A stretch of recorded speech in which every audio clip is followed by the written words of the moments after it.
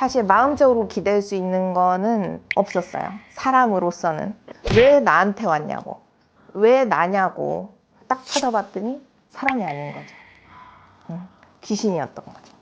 저처럼 힘드셨던 분, 혹은 마음이 아프시거나 많은 고통을 갖고 계신 분들과 함께 가고 싶어요.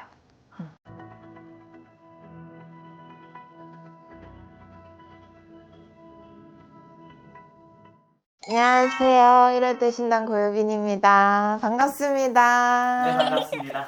이번에 개인 채널을 이제 새롭게 시작하게 되셨어요. 네. 혹시 어떤 이유에서였는지 한번 여쭤봐도 괜찮을까요? 제가 이전에 유튜브에서 활동을 하면서도 많은 분들께서 이제 개인 채널은 안 하냐, 뭐 이럴 때 신당의 개인적인 거나 뭐 이런 게 궁금하다. 이런 분들이 되게 많았었거든요. 그래서 저의 모습을 보여드리고 궁금한 걸 풀어드리고 그리고 저의 이야기나 제 경험담 같은 것들을 보여드리고 말씀드리고자 개인 채널을 새롭게 하게 되었습니다. 좋습니다.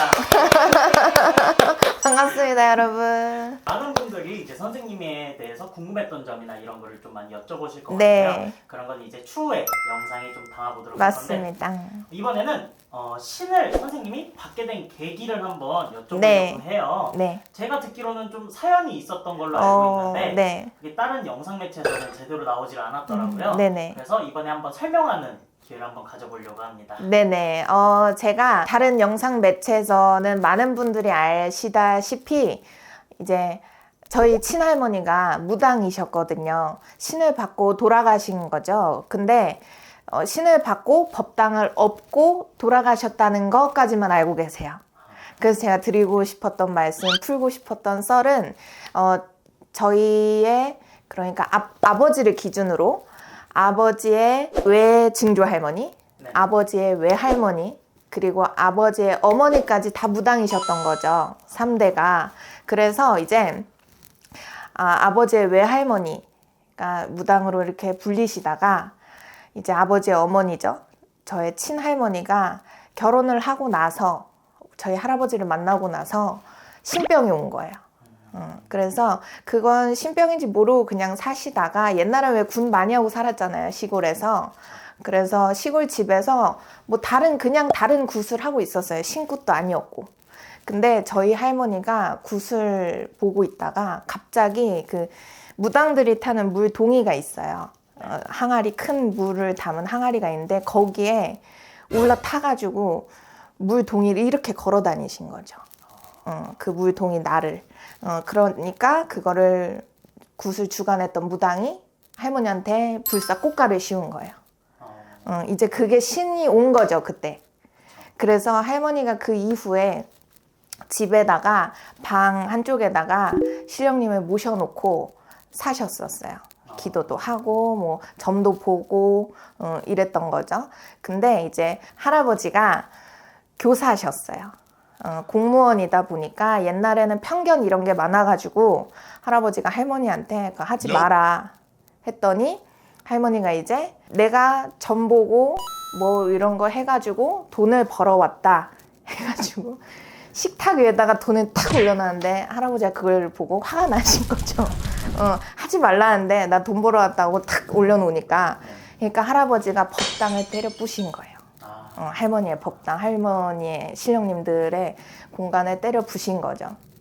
그러고 나서 할아버지가 알아 누우셨어요. 출근을 하셔야 되는데 안 일어나시더래요. 3일 동안을 아무 미동도 없이 일어나지를 못하시더래요. 그래서 할머니가 그때 당시 할머니의 신 선생님과 재물들을 사와서 법당 다시 정리하고 빌고 빌어가지고 이제 3일 후에 할아버지가 일어나신 거죠. 근데 할아버지는 그렇게 하고 나서도 못하겠대요.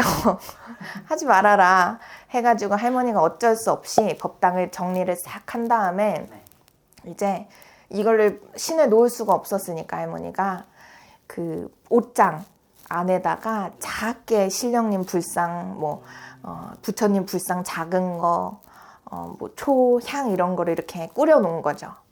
마음속에서는 신령님을 놓을 수가 없었으니까.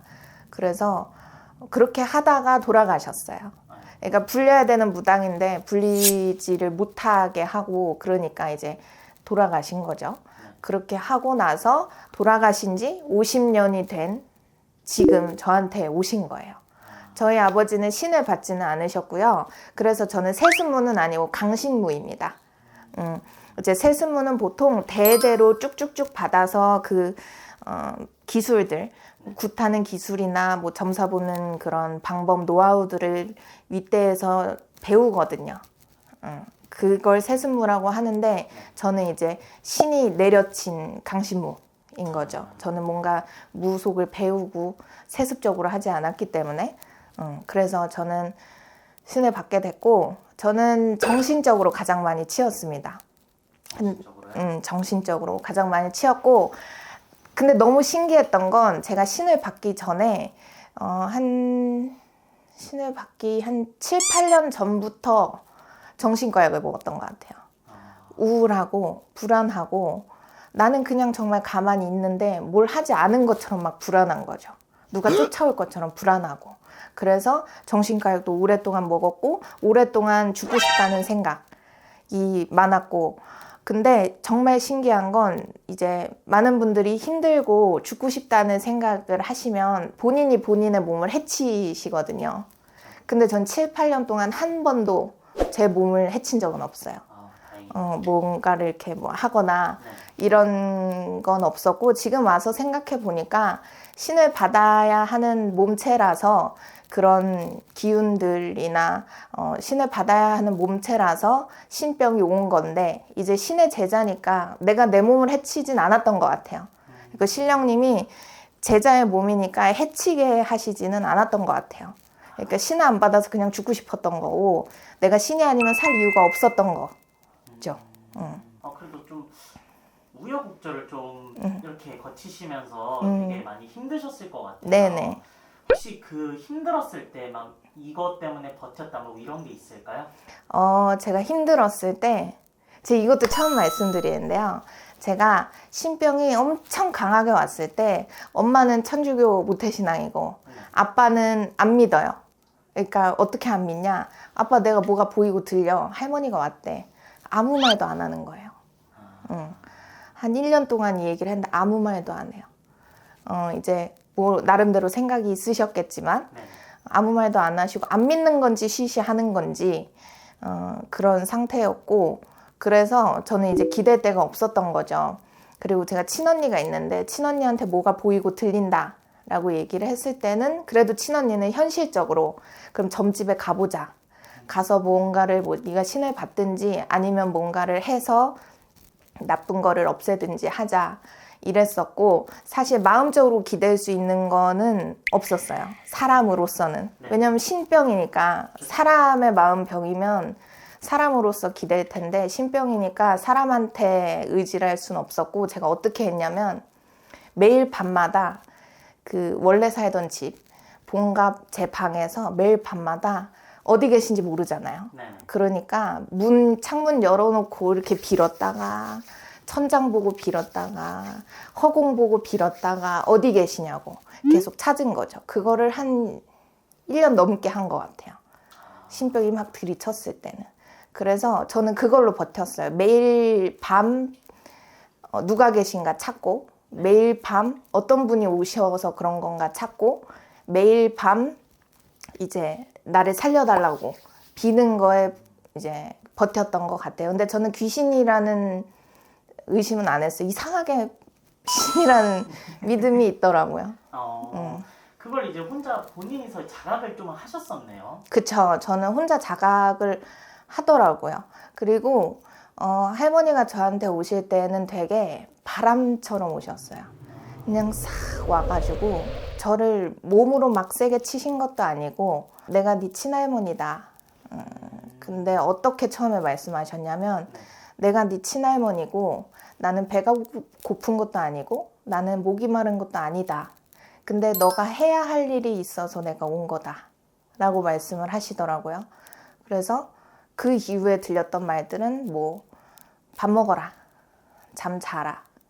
이런 일상적인 대화들을 계속했고 자려고 누우면 또 애기 목소리로 옆에서 막 떠들고 밤새 떠들고 밤새 옆에서 쳐다보고 이랬었죠. 그래서 제가 그렇게 한창 막 뭐가 들리고 보이고 하다가 어느 날 아빠가 아무 말을 안 하다가 저한테 딱 한마디를 하는 거예요. 저희 선산에, 전라도에 있는 선산에 할머니가 계시거든요. 묘로. 근데 거기에 가자 이러시더라고요. 그래서 제가 거기에 가서 뭐가 그렇게 뭐 억울했는지 서러웠는지 아니면 할머니의 울음이었던 건지 막 울었어요.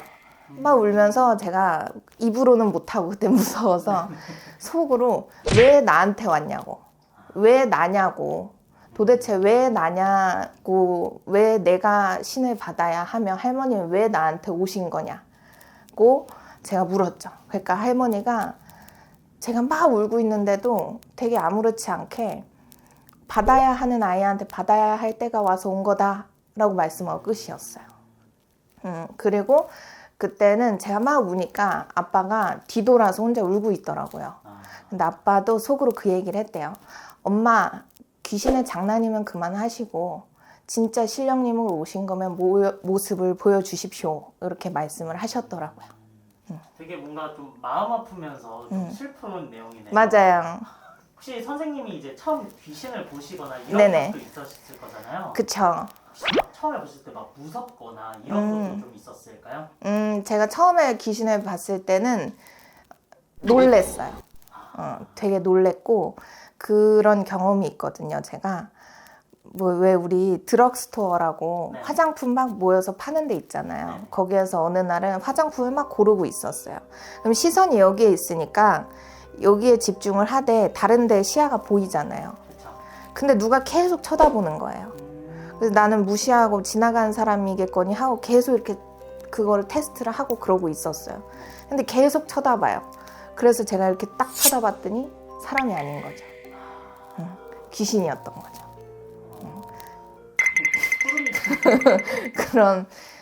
그런 게 있었죠. 근데 이제 선생님은 이제 신을 받으셨고 결국에는 이제 이렇게 무속의 길을 들어서고 계시는데 네. 앞으로 좀 이제 어떤 마음으로 이 길을 갈 건지 한번 마지막으로 말씀해 주시면 좋을 것 같아요. 저는 일단 정말 무당으로서 살 거예요. 무당으로서 사는 건 뭐냐면 신령님이 전하시는 말씀, 신령님이 하셔야 하는 행동, 신령님이 하셔야 하는 일들을 대신하는 정말 무당이 돼서 무당의 몸체가 돼서 구제중생도 해야 되고요. 많은 망제의 천도도 해야 되고요. 왜냐하면 무당이 산 사람의 일만 관여하는 게 아니거든요. 그래서 신령님이 하시는 구제중생, 망제천도를 열심히 해가면서 그리고 특히나 저처럼 힘드셨던 분 혹은 마음이 아프시거나 많은 고통을 갖고 계신 분들과 함께 가고 싶어요. 알겠습니다. 이 영상을 보시고 많은 분들이 좀 네. 도움이 될 만한 일이었으면 좋겠습니다. 네. 오늘도 좋은 말씀 감사합니다. 감사합니다.